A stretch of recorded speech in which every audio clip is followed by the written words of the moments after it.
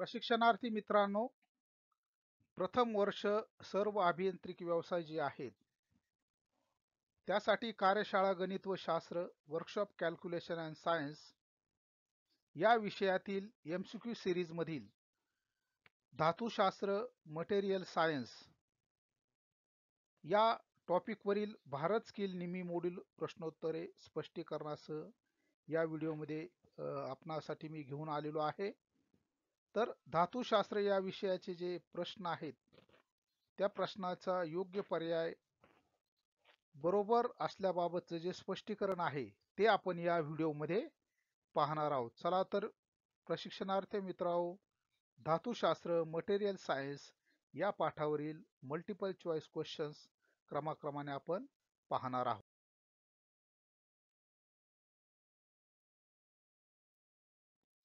प्रश्न आहे, खालीलपैकी कोणता अधातू आहे? Which one is non metal? याचं जे योग्य पर्याय आपण या ठिकाणी हायलाइट केलेला आहे ग्राफाइट. तर त्याचं जे स्पष्टीकरण आहे, एक्सप्लेनेशन हे खाली दिलेलं आहे. ग्राफाइट इज नॉन मेटल, म्हणजे ग्राफाइट हा अधातू आहे. हे या ठिकाणी याचा योग्य पर्याय बी पर्याय बरोबर आहे. पुढील प्रश्न आहे, कोणत्या धातूमध्ये लोखंडाचे प्रमाण जास्त असते? Which metal contains iron as a major content? तर याचा डी पर्याय फेरस मेटल लोह धातू हा पर्याय बरोबर आहे. त्याचं स्पष्टीकरण खालील प्रमाणे आहे. Ferrous metal the metal that contains major part of iron.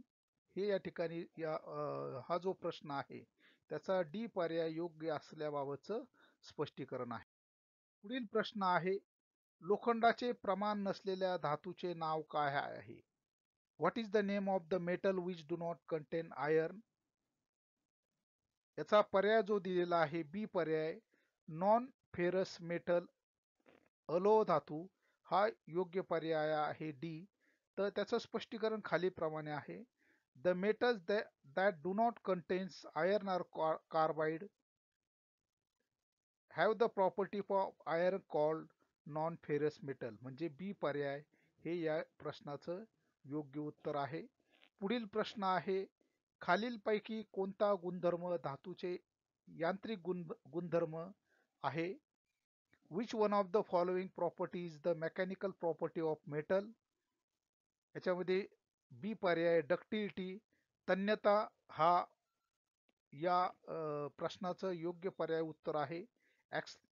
उत्तराच्या स्पष्टीकरणामध्ये ज्या धातूच्या मेकॅनिकल प्रॉपर्टीज दिलेल्या आहेत, यांत्रिक गुणधर्म दिलेले आहे, त्याच्यामध्ये या पर्यायामध्ये असणारा डक्टिलिटी हा गुणधर्म या ठिकाणी मॅच होत आहे, म्हणून बी या प्रश्नाचं हा योग्य पर्याय उत्तर आहे. पुढील प्रश्न आहे, खालीलपैकी ठिसूळ धातू कोणता आहे? Which is brittle metal? तर पर्याय ए कास्ट आयर्न हा या प्रश्नाचं योग्य उत्तर आहे. तर या ठिकाणी आपल्याला जे त्याचं एक्सप्लेनेशन आहे, जे उत्तराचं स्पष्टीकरण आहे, brittleness is the property of metal which permits to permanent distortion before cracking and cast iron is an example of brittle material. म्हणजेच ए हे या प्रश्नाचं योग्य उत्तर आहे. पुढील प्रश्न आहे, कोणत्या यांत्रिक गुणधर्मामुळे कटिंग टूल्समध्ये झिजण्यास प्रतिरोध होतो? Which mechanical property of metal offers resistance to elastic deformation in cutting tools? तर सी पर्याय कठीणपणा हा जो गुणधर्म आहे, हा सी पर्याय या प्रश्नाचं योग्य उत्तर आहे. त्याचं एक्सप्लेनेशन खालील प्रमाणे दिलेलं आहे. Hardness is a measure of metal ability to withstand scratching, wear and abrasion. म्हणजे हार्डनेस सी हा पर्याय या प्रश्नाचं योग्य उत्तर या ठिकाणी आहे. पुढील प्रश्न आहे, कोणत्या गुणधर्मामुळे पदार्थामध्ये फ्रॅक्चर न होता कायमस्वरूपी विकृती निर्माण होते? Which property of material enables to information of permanent deformation without fracture? तर याचं बी पर्याय प्लास्टिसिटी बी हे उत्तर बरोबर आहे. Plasticity of a material is directly proportional to ductility of malleability of the material. आणि या ठिकाणी आपल्याला कळतंय की प्लास्टिसिटी हा जो deformation under load when express. तर या ठिकाणी बी पर्याय हे उत्तर या ठिकाणी मॅच होत आहे. म्हणजे बी उत्तर हे या प्रश्नाचं योग्य पर्याय उत्तर आहे. पुढील प्रश्न आहे, which property of metal has its power returning to its original shape after the applied force is release. उपयोजित बल काढल्यानंतर धातूच्या कोणत्या गुणधर्मामुळे धातू त्याच्या मूळ आकारात येतो? त्याचं स्थितिस्थापकत्व, लवचिकपणा, सी हा पर्याय बरोबर आहे. तो या पद्धतीने स्पष्टीकरण आहे. Elasticity of a metal is it power of returning to its original shape after the applied force is release. C पर्याय या प्रश्नाचं योग्य उत्तर आहे, हे स्पष्ट होत आहे. पुढील प्रश्न आहे, उष्णता दिल्यानंतर धातू वितळण्याचा गुणधर्म कोणता? Which property of metal purchased by its melts when heat is applied? The fusibility, वितळण क्षमता हा गुणधर्म सी पर्याय बरोबर आहे. It is the property possessed to metal by virtue of which it melts when heat applied. हे आपल्याला या ठिकाणी या प्रश्नाचं उत्तर बरोबर आहे, स्पष्ट होतं. पुढील प्रश्न आहे, which alloy used in electric lamp as a filament? विद्युत दिव्यात कोणत्या मिश्र धातूचा तंतू तार म्हणून वापर केला जातो? यामधील ए, बी, सी, डी पर्यायाऐवजी टंगस्टन हा पर्याय, सी पर्याय बरोबर आहे. त्याचं स्पष्टीकरण खालीप्रमाणे आहे.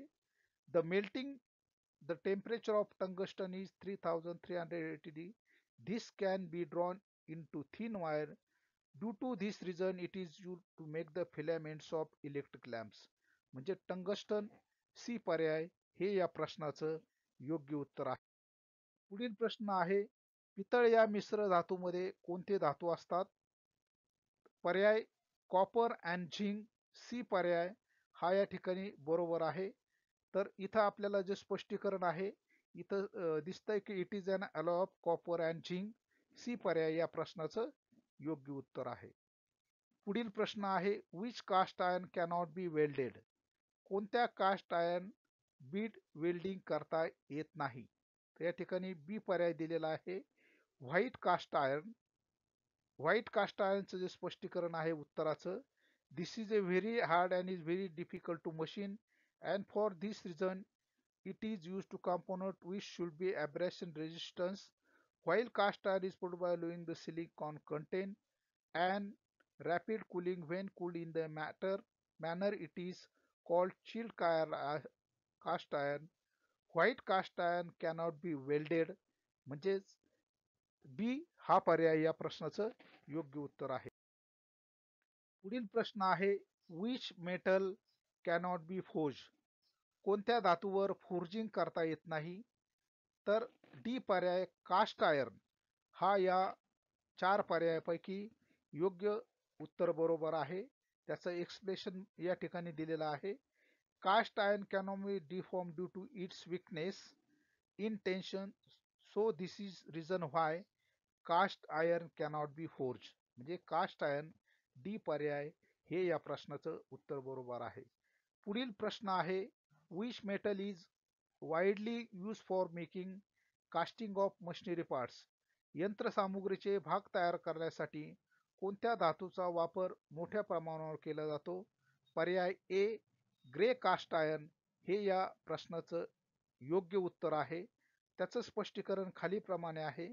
Grey cast iron, this is widely use for the casting of machinery parts and can be machine easily. म्हणजेच ग्रे कास्ट आयर्न ए हे यंत्रसामुग्रीचे भाग तयार करण्यासाठी मोठ्या प्रमाणावर वापर केला जातो.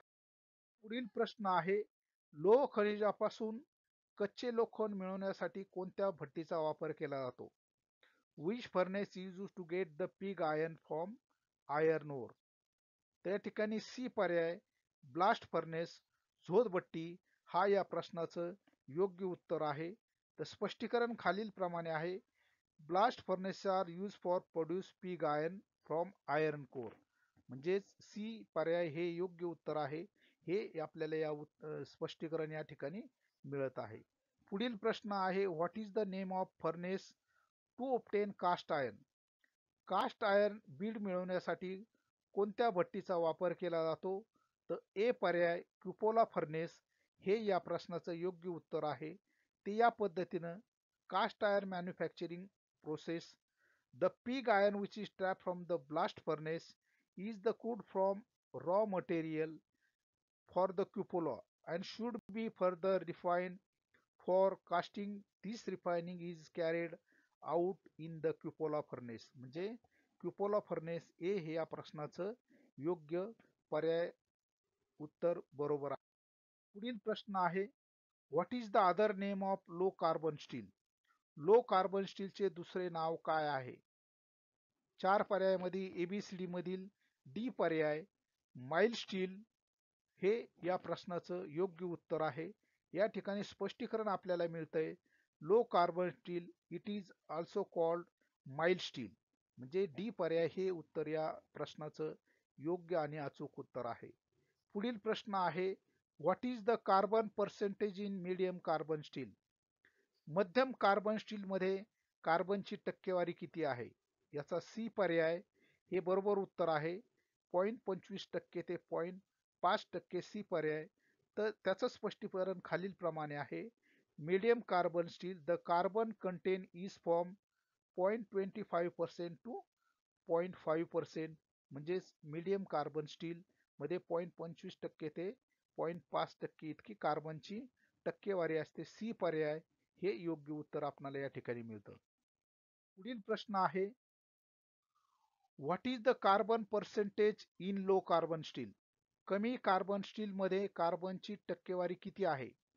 पर्याय दिलेला आहे बी हे उत्तर योग्य आहे. 0.15% ते 0.25%. लो कार्बन स्टील याच्या स्पष्टीकरणामध्ये मिळतं आपल्याला, it is also called mild style. In this the percentage of carbon is from 0.15 to 0.25. म्हणजे बी पर्याय हे या प्रश्नाचं योग्य उत्तर आहे. पुढील प्रश्न आहे, what is the carbon percentage in high carbon steel? उच्च कार्बन स्टील मध्ये कार्बनचे टक्केवारी किती आहे? तर डी पर्याय हे या प्रश्नाचं योग्य उत्तर आहे. 0.50% ते 1.50%. स्पष्टीकरणामध्ये आपल्याला या ठिकाणी उत्तर मिळतंय, high carbon steel it has carbon content from 0.5% to 1.5%. हे योग्य पर्यायाचं उत्तर दिलेलं आहे. पुढील प्रश्न आहे, what is the ore of aluminium? ॲल्युमिनियमचे खनिज कोणते आहे? पर्याय सी बॉक्साइट हे या प्रश्नाचं योग्य उत्तर आहे. आन्सर एक्सप्लेनेशन स्पष्टीकरण खालील प्रमाणे आहे. Aluminium is non ferrous metal which is extracted from bauxite. म्हणजेच सी पर्याय हे या प्रश्नाचं योग्य उत्तर दिलेलं आहे. पुढील प्रश्न आहे, which property of metals enable it by which it can be drawn out into wires under the tension without rupture? धातूच्या कोणत्या गुणधर्मामुळे त्याच्यापासून ताण देऊन न तुटता तारा तयार करता येतात? तर या प्रश्नाचं ए उत्तर तन्यता डक्टिलिटी हे उत्तर आहे. A metal is said to be ductile when it can be drawn into wires under the tension without rupture. म्हणजेच डी ए पर्याय डक्टिलिटी हे या प्रश्नाचं योग्य उत्तर आहे. हे एक्सप्लेनेशन आपल्याला या ठिकाणी मिळतंय. पुढील प्रश्न आहे, which among the following is an insulator? खालीलपैकी कोणता धातू इन्सुलेटर दुर्वाहक आहे? प्रश्न आहे, त्याचं जे योग्य उत्तर आहे डी मायका अभ्रक. जे इन्सुलेटरचे जे प्रकार दिलेले आहेत त्यामध्ये mica insulator its elements for winding salt solution साठी वापरलं जातं. म्हणजे याच्यामध्ये मायका हे एक इन्सुलेटर आहे. याचं स्पष्टीकरण आपल्याला मिळत आहे. डी हे बरोबर उत्तर आहे. पुढील प्रश्न आहे, which rubber is use an insulator for power cables and control wires? वीज केबल्स आणि कंट्रोल वायरसाठी इन्सुलेटर म्हणून कोणत्या रबरचा वापर केला जातो? तर पर्याय बरोबर आहे सी सिलिकॉन. आन्सर एक्सप्लेनेशन मध्ये आपल्याला मिळतंय, insulation of power cables, control wires of blast furnace, coke oven, steel mills and nuclear power station, high frequency generator, boilers, airport lighting cranes म्हणजे आपल्याला या ठिकाणी सिलिकॉनचा वापर या ठिकाणी वीज केबल्स आणि कंट्रोल वायरसाठी इन्सुलेटर म्हणून केला जातो. सी पर्याय हे बरोबर या प्रश्नाचं उत्तर. पुढील प्रश्न आहे, which alloy steel is use to make permanent magnets? कायमस्वरूपी चुंबक बनवण्यासाठी कोणते मिश्र धातूचे स्टील वापरले जाते? तर यामधील पर्याय दिलेला जो आहे डी, कोबाल्ट स्टील, हा पर्याय या प्रश्नाचं योग्य उत्तर आहे. आन्सर एक्सप्लेनेशन मध्ये आपल्याला या ठिकाणी दिसतंय, cobalt steel high carbon steel contains 5 to 35% cobalt. Toughness and tenacity is high. It has magnetic property, therefore used to make the permanent magnets. म्हणजेच कोबाल्ट स्टील हा परमनंट मॅग्नेट साठी तयार करण्यासाठी धातू वापरला जातो. डी हे योग्य पर्याय या प्रश्नाचं उत्तर आहे. पुढील प्रश्न आहे, which insulator is use to over head lines? Overhead line करिता कोणता इन्सुलेटर वापरला जातो? तर योग्य उत्तर दिलेलं आहे पोर्सिलिन. डी पर्याय हे या प्रश्नाचं उत्तर बरोबर आहे. त्याचं एक्सप्लेनेशन खालील प्रमाणे दिलेलं आहे. Most commonly use material for overhead line insulator is पोर्सेलिन. पोर्सेलिन हा डी पर्याय हे याचं उत्तर आहे, हे आपल्याला या ठिकाणी स्पष्ट होत आहे. पुढील प्रश्न आहे, which insulating material use for making switches? Switch बनवण्यासाठी कोणते इन्सुलेटिंग मटेरियल वापरले जाते? तर सी पर्याय बॅकेलाइट हा या प्रश्नाचं योग्य उत्तर आहे. त्याचं स्पष्टीकरण खालील प्रमाणे दिलेलं आहे. Bakelite due to its high resistance to electricity and heat is used in automotive components and industrial applications. Due to excellent insulating property, it is used to making switches and other electrical appliances. म्हणजे या प्रश्नाचं उत्तर आपलं C बरोबर हे आहे, या ठिकाणी स्पष्ट होत आहे. पुढील प्रश्न आहे, what is the name of the property of an insulation that should be break down or puncture on application of high voltage? High व्होल्टेजच्या वापरामुळे ब्रेक किंवा पंक्चर झालेल्या इन्सुलेशनच्या गुणधर्माचे नाव काय आहे? त्याचं जे योग्य उत्तर आहे स्पेसिफिक रेजिस्टन्स. बी पर्याय योग्य उत्तर आहे. त्याचं स्पष्टीकरण उत्तर खालील प्रमाणे आहे. The dielectric strength of material is measure of electrical strength of an insulator. It is defined as the maximum voltage required to produce dielectric breakthrough the material and express the volts per unit thickness. The higher the dielectric strength of a material, the better an electric insulator it makes. म्हणजे specific रेजिस्टन्सची जी व्याख्या आहे ती या ठिकाणी आपल्याला या प्रश्नाचं योग्य उत्तर इथं मॅच होत आहे. पुढील प्रश्न आहे, which alloy steel is using for making precious instruments? मौल्यवान साधन बनवण्यासाठी कोणते मिश्र धातू स्टील वापरतात? तर याचं योग्य उत्तर दिलेलं आहे डी, इन्व्हार स्टील हे या प्रश्नाचं योग्य उत्तर आहे. त्याचं आन्सर एक्सप्लेनेशन खालील प्रमाणे आहे. Invar is use where high dimensional stability is required such as precision instruments, clocks, seismic creep gauges, television, shadow mask frames etcetera. म्हणजेच मौल्यवान साधनं जे आहेत ते बनवण्यासाठी इन्व्हार स्टीलचा वापर केला जातो. हे या ठिकाणी आपल्याला जे प्रिसिजन इन्स्ट्रुमेंट आहे सी पर्याय या ठिकाणी याचं योग्य उत्तर आपल्याला मिळत आहे. पुढील प्रश्न आहे, which steel is use for making files and cold chisels? Files आणि चिझल्स बनवण्यासाठी कोणता धातू वापरला जातो हे या ठिकाणी आपल्याला प्रश्न आहे. त्याचं योग्य उत्तर आहे हाय कार्बन स्टील. प्रश्नाचं जे स्पष्टीकरण आहे उत्तराचं, high carbon steel it has carbon content दिलेला आहे. It is very hard and wearless. This can be harden by heat treatment. This can neither be cast or rolled. This is very hard and tough. It acquires permanent magnetic properties. This is used for making pointed tools, spring, pumps, files. म्हणजे या ठिकाणचं जे files बनवण्यासाठी आणि चिझल बनवण्यासाठी जे योग्य पर्याय आहे जे हाय कार्बन स्टीलसाठी फाईल आणि चिझल्स यासाठी हाय कार्बन स्टील वापरलं जातं, या प्रश्नाचं उत्तर सी पर्याय या ठिकाणी आपलं उत्तर बरोबर आहे. तर विद्यार्थी मित्रांनो, या व्हिडिओमध्ये आपण अभियांत्रिकी धातूचे गुणधर्म, अभियांत्रिकी साहित्य, मेटल्स आणि नॉन मेटल्स या पाठावरील जी नेहमीची मॉड्यूलची जी प्रश्न उत्तरे आहेत, त्या प्रश्न उत्तराच्या प्रत्येक पर्यायाचं स्पष्टीकरण, ते उत्तर बरोबर काय आहे, हे कोणता पर्याय बरोबर आहे, हे या ठिकाणी आपण त्याचं विवेचन केलेलं आहे. निश्चितच येणाऱ्या CBT मध्ये हे जे प्रश्न आपण याचा जो सराव केलेला आहे, यातीलच प्रश्न आपल्याला इम्पॉर्टंट प्रश्न असतील अशी मी आपल्याला ग्वाही देतो. पुन्हा एकदा आपले धन्यवाद करतो. Thank you very much.